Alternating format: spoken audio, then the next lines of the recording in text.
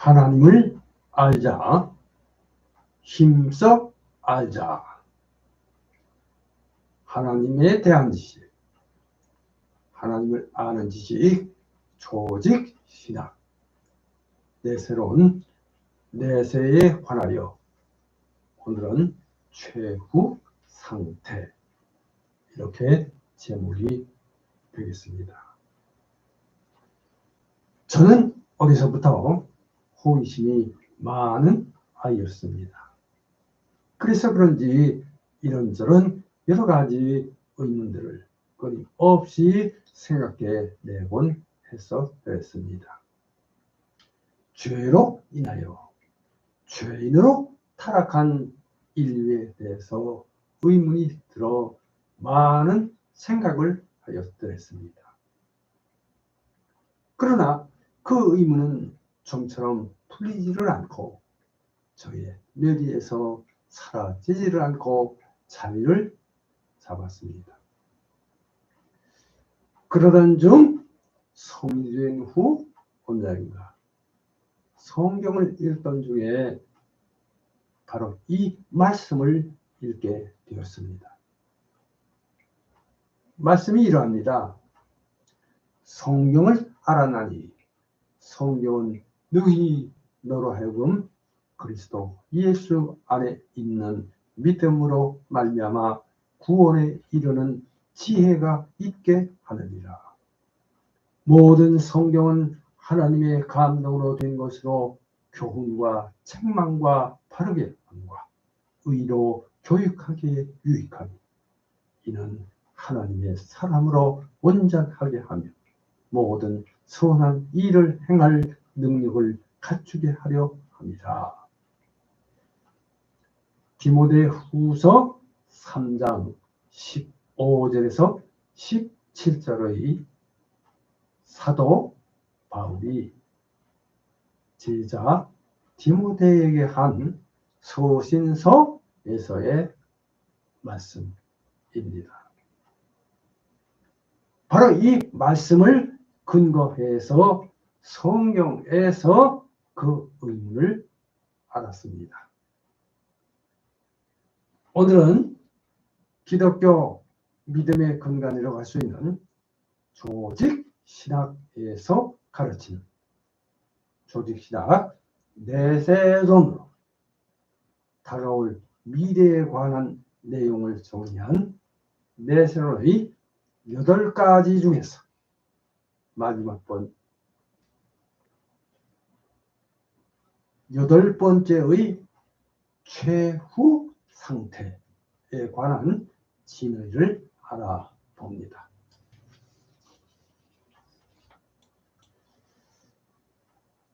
이 교리, 그러니까 내세론 역시 실제적으로나 교리적으로나 고귀한 가치를 가진 진리에는 틀림이 없으며 신구약 성경에 명백히 기초하고 있음은 물론입니다. 그러므로 내세론에 관한 이 교리 역시 성경 이외에 다른 사료에서는 배울 수가 없고 다만 신앙으로서만 받아들일 수 있다는 것을 말씀드리면서 오늘의 말씀을 시작합니다. 자, 제가 배운 조직 신학에서 내세론 하면 내세론의 8가지로 육체적 죽음, 영생, 중간기 상태, 그리스도의 재림, 천년기, 죽은 자의 부활, 최종 심판, 최후 상태, 이렇게 8가지가 생각납니다. 오늘은 내세론에서 마지막 번째인 8번째로 가르치는 최후 상태에 관하여 알아봅니다. 자, 최후 심판은 각 개인의 최후 상태가 어떨 것이다를 분명하게 말해줍니다. 우리가 지난 시간에 살펴본 이 마지막 최종 심판에 의하여 결정된 온 인류의 운명은 과연 결국 어떻게 될 것인가? 이제 최후 심판은 이렇게 이제 각 개인의 최후 상태가 어떻게 될 것인가를 분명하게 밝혀주고 있습니다. 자, 성경에 의하면 그 최후 상태는 영벌이나 영생의 두 가지 가운데 하나일 것입니다. 마태복음 25장 46절 참조하시기 바랍니다. 자, 그러니까 즉 악인은 영벌로 가고 의인은 영생으로 갈 것입니다. 할렐루야. 자, 그럼 이제 먼저 1번입니다. 1번 1. 악인의 최후 상태. 이렇게 제목을 올려드립니다.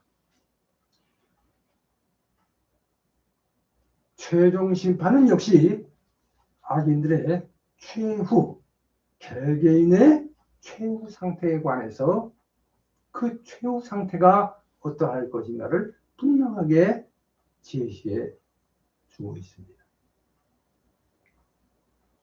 자, 그럼 먼저 첫째로 작은 1번입니다. 1. 악인의 처소. 이렇게 제목을 올려드립니다. 자, 악인은 지옥이라 불리는 형벌의 장소로 보내어지게 됩니다. 악인들의 영원한 형벌의 장소는 지옥입니다. 즉, 최종 심판의 결과 악인들의 영혼과 몸은 지옥으로 보내질 것입니다. 자, 여기서 어떤 학자는 지옥이 하나의 장소임을 부인하고 다만 하나의 상태로 간주하지만 분명히 성경은 분명히 장소적인 용어를 사용합니다. 자, 그래서 예를 들면 지옥, 그래서 게헨나, 지옥은 성경에서 풀무의 불, 마태복음 13장 42절, 영영한 불, 마태복음 18장 8절, 불못, 요한계시록 20장 14절에서 15절, 바깥 어두운 곳, 마태복음 22장 13절, 감옥을 말하는 거예요. 베드로전서 3장 19절 등으로 표현되고 있습니다. 자, 이 용어 모두가 다 장소적인 용어임을 말씀드립니다. 자, 그 다음에 이제 2번, 작은 2번입니다. 이 영벌의 상태. 이렇게 제목을 올려드립니다. 자, 심판은 회개하지 않은 악인들에게 영원한 고초를 가져다 줄 것입니다. 그래서 이들은 이런 곳에서 그들은 완전히 신, 즉 하나님적 은총을 빼앗길 것이며 하나님의 은총을 전혀 상실하고 생활에 끝임없는 불안을 경험할 것입니다. 자, 그리고 또한 신체와 영혼의 영육 간에도 극렬하고도 무서운 적극적인 고통을 당할 것이며 양심의 번뇌와 실망을 느끼고 울며 이를 갈며 양심의 번뇌와 실망에 빠지게 될 것입니다. 이에 대하여 성경 말씀 마태복음 8장 12절 13절 13장 50절 마가복음 9장 47절에서 48절 누가복음 16장 23절 28절 요한계시록 14장 10절 21장 8절 이렇게 참조하시기 바랍니다. 자, 그리고 또한 악인들의 형벌은 등급이 있을 것입니다. 이에 대해서 성경 말씀 마태복음 11장 22절 24절 누가복음 12장 47절 48절 20장 47절 참조하시기 바랍니다. 그러니까 즉 그들이 받던 빛에 역행한 그 죄에 비례할 것입니다. 이에 대해서 누가복음 12장 47절에서 48절 참조하시기 바랍니다. 자, 이어서 세 번째입니다. 작은 세 번째입니다. 형벌의 기간이 되겠습니다. 3. 형벌의 기간 이렇게 제목을 올려드립니다. 자, 악인들이 당하는 형벌은 그야말로 영원할 것이 분명합니다. 이에 대해서 어떤 학자는 영속과 영원이란 말이 단순히 오랜 기간을 의미하는 것이기 때문에 영원한 형벌을 부인합니다. 그러나 이는 그 용어의 통상적 의미가 아니므로 그 용어들이 장래 형벌에 적용될 때 이 같은 제한된 의미를 가질 수가 없다고 할 수 있겠습니다. 이뿐 아니라 다른 표현이 이 형벌에 대하여 사용되었는데 이는 끊임없는 형벌을 지적하는 것입니다. 이에 대해서 마가복음 9장 43절 48절 누가복음 16장 26절 참조하시기 바랍니다. 자, 여기서 특히 마태복음 18장 8절 25장 46절 요한복음 10장 28절 등에서 성도의 생명과 악인의 형벌을 아울러 묘사하고 있습니다. 자, 그래서 전자가 영생을 의미함에 틀림이 없으나 후자 역시 영벌을 뜻합니다. 즉 악인들의 내세의 형벌은 분명히 영원한 고통인 것입니다. 자, 이제 계속해서 2번입니다. 큰 2번입니다. 이 의인의 최후 상태 이렇게 제목을 올려드립니다. 자, 최종 심판은 역시 의인들의 최후 결계인의 최후 상태에 관해서 그 최후 상태가 어떠할 것인가를 역시 분명히 말해주고 있습니다. 먼저 첫째로 작은 1번입니다. 1. 새 창조. 그러니까 신천, 신지. 이렇게 제목을 올려드립니다. 자, 신자의 최후 상태는 현세가 지나가고 새 창조가 이룩되기 전에 이루어질 것입니다. 할렐루야. 그래서 현 세계는 떠나가고 새 하늘과 새 땅이 드러날 것입니다. 그러나 이 미래의 창조는 점진적으로 새 창조가 아니라 우리의 몸이 마치 새로운 몸으로 변형된 몸이듯이 오히려 그것은 현존 세계, 즉 현 우주의 갱신인 것입니다. 할렐루야. 이에 대해서 시편 102편 26절에서 27절, 히브리서 12장 26절에서 28절 참조하시기 바랍니다. 즉 절멸이 아니라 변형을 의미한다고 하겠습니다. 자, 이제 작은 2번입니다. 이 의인의 영원한 거처, 이렇게 제목을 올려드립니다. 자, 천국은 성도들이 영원히 거할 처소가 될 것입니다.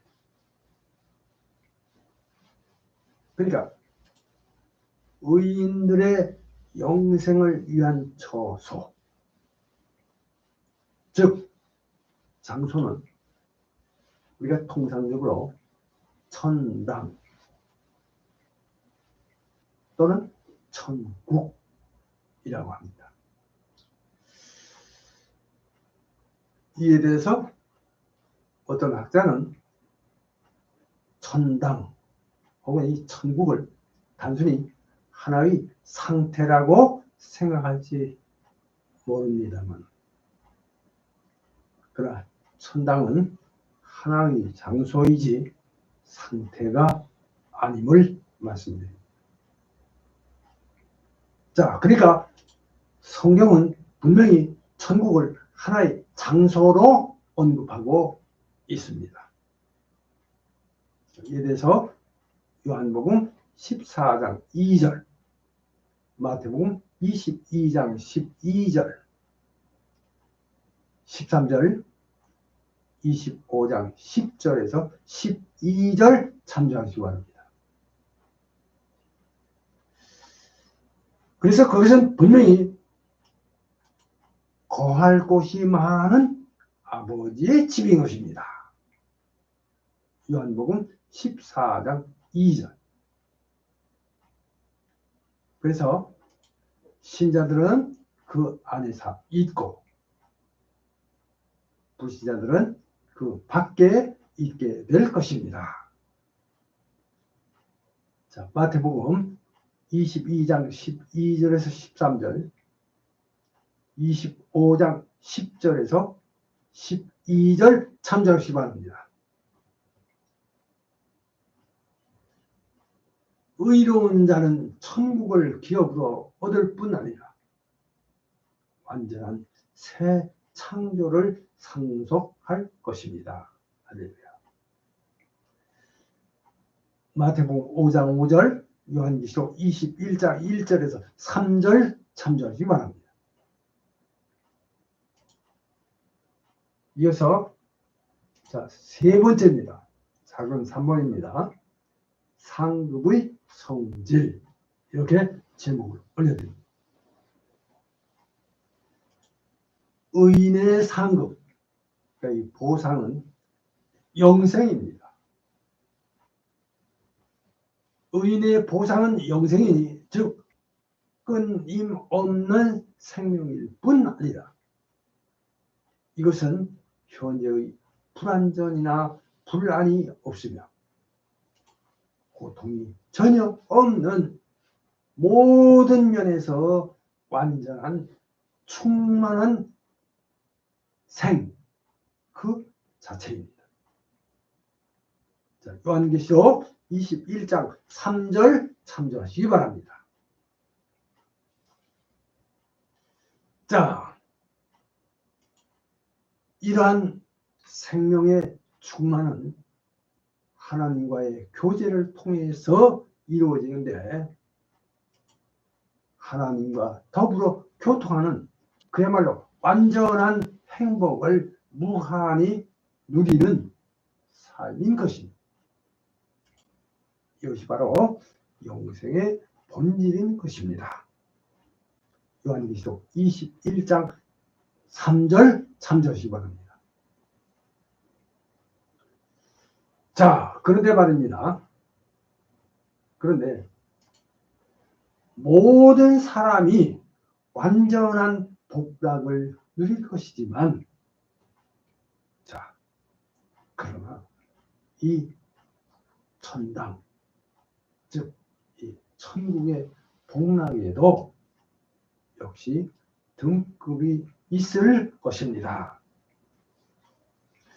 이에 대해서 성경 말씀 다니엘서 12장 3절, 고린도 후서 9장 6절 참조하시기 바랍니다. 이제 결론을 말씀드립니다.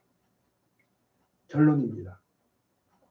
이상 우리가 성경적으로 조직신학 내세론의 8가지 중에서 마지막 번째, 8번째로 가르치는 최후 상태에 관하여 알아보았습니다.